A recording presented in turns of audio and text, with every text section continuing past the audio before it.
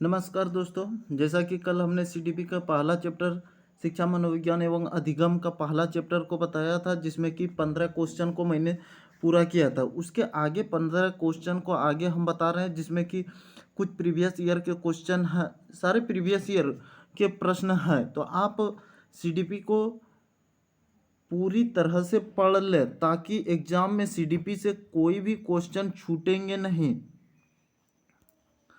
तो चलिए हम 15 नंबर से स्टार्ट करते हैं। कल हमने 15 नंबर बता दिया था।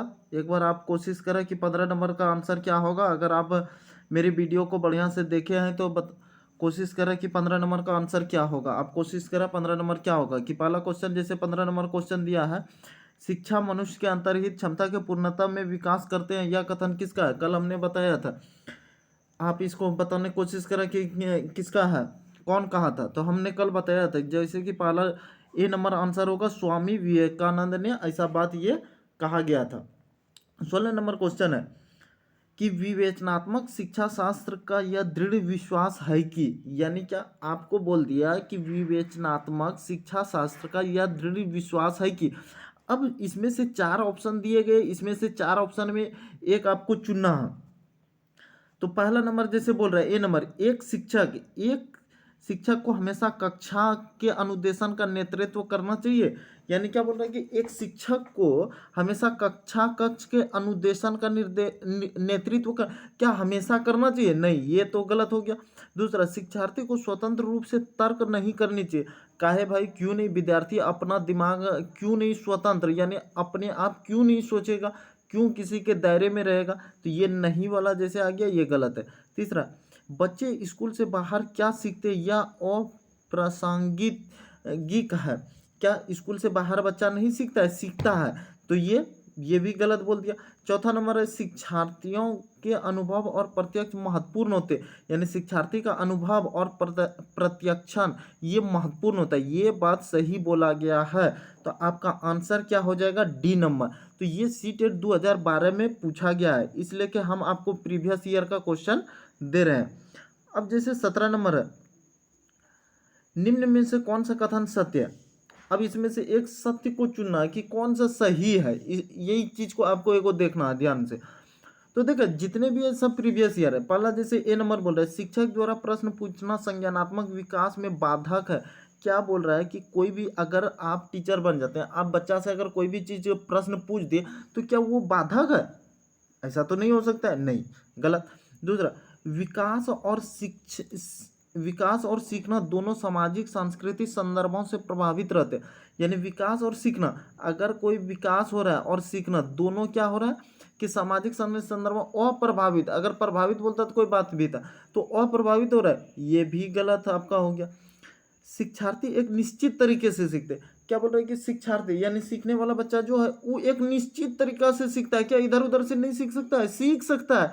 इसलिए कि ये भी गलत है। आप ध्यान से समझे, सीडीपी है मनोविज्ञान, खेलना, संज्ञान और सामाजिक दक्षता के लिए सार्थक है। ये बात जो बोल रहा है कि सार्थक है, सामाजिक दक्षता, खेलना, संज्ञान और सामाजिक दक्षता के लिए सार्थक है, ये बात हमें सही बोल रहा है। तो डी नंबर हो जाएगा सही। सीटेट ये 2013 में पूछा गया प्रश्न है। अगला 18 नंबर क्वेश्चन, मानव विकास डैश है, यानी मानव विकास क्या है, मानव विकास क्या है, आपको ये करना है। तो पहला नंबर है मात्रात्मक, गुणात्मक, कुछ सीमा तक अपमान्य, ए और बी। तो देखा कि मानव विकास मात्रात्मक भी हो सकता है, गुणात्मक भी हो सकता है, दोनों होता है। ठीक है, मानव विकास मात्रात्मक, मात्रा और गुणात्मक दोनों हो सकता है। तो आंसर कौन सा हो जाएगा? D number. अब 19 नंबर क्वेश्चन चलते हैं। प्रचलित योजनाओं में नई जानकारी जोड़ने को किस नाम से जाना जाता है? यानी प्रचलित योजनाओं में नई जानकारी को जोड़ना किस नाम से जाना जाता है? तो ये कौन सा हो जाएगा? देखा, समायोजन ये तो नहीं होगा, साम्य धारण ये भी नहीं होगा, आत्मसातकरण ये हो जाएगा। सी नंबर आंसर, इसका आंसर सही होगा, बाकी ये भी गलत हो जाएगा। तो ये हमारा हो गया 19। अब अगला क्वेश्चन आगे चलते हैं।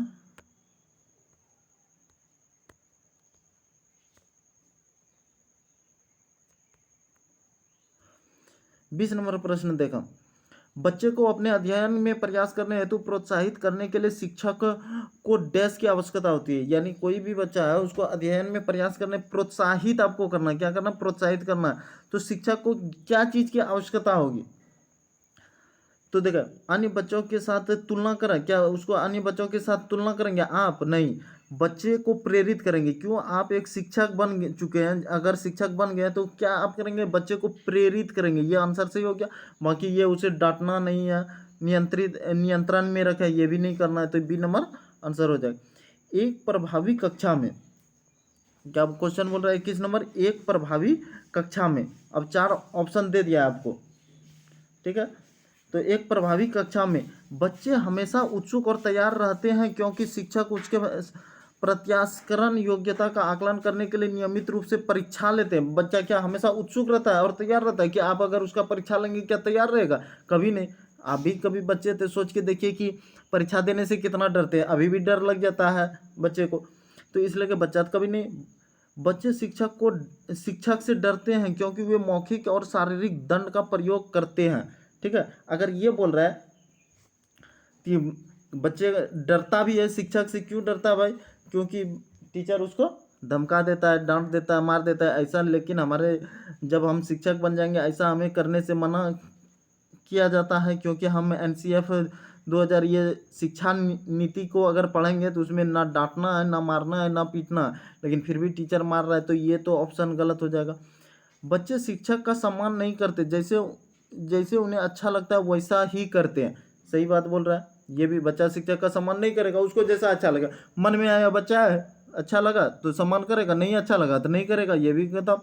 बच्चे अपने अधिगम को सुगम बनाने के लिए मार्गदर्शन एवं सहयोग हेतु शिक्षक की सहायता लेते हैं। ये बात सही बोल रहा है कि अपना कोई भी अधिगम यानी कोई भी सीखने के लिए सुगम बनाने के लिए मार्गदर्शन और सहयोग हेतु किसकी सहायता लेता है? तो शिक्षक की सहायता लेता है।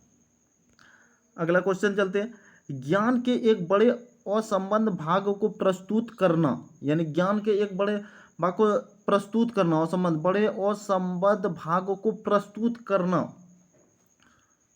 तो देखा, क्या है? शिक्षक शिक्षिका के कार्य को कठिन और शिक्षार्थी के कार्य को आसान बनाएगा। क्या है भाई? ज्ञान के एक बड़े असंबद्ध भाग क्या है? शिक्षिका का भाग को कठिन क्यों बनाएगा? तो ये तो पहले कहता। बी नंबर है, शिक्षार्थियों के लिए अवधारणात्मक सक्षम को प्राप्त करने को कठिन बनाएगा। देखा, ये ऑप्शन कुछ लग रहा है। क्यों? कि शिक्षार्थियों यानी शिक्षार्थी जो बच्चा है शिक्षा ग्रहण करने वाला, अवधारणात्मक सक्षम को प्राप्त करने को कठिन बनाएगा। ये बात सही बोल रहा है। शिक्षार्थियों के लिए प्रक्रिया आसान बनाएगा, आसान तो नहीं बनाएगा। अपने तरीके से आसानी व्यवस्थित से में शिक्षार्थियों की सहायता करेगा, ये भी नहीं करेगा। तो ये बी नंबर इसका सही हो जाएगा। 23 नंबर देखो, मनोविज्ञान ने सर्वप्रथम अपनी आत्मा का परित्याग किया, फिर अपने मन का और फिर अपनी चेतना का।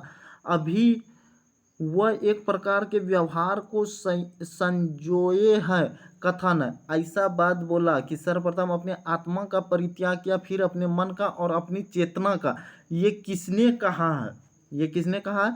तो इसका सीधा ये रट लेना है। ऐसे प्रश्न को क्या करना है? रट लेना। कि वुडवर्थ ने कहा है, इसको रटना ही पड़ेगा, दूसरा कोई उपाय नहीं है। कि वुडवर्थ ने ये कहा है हमें।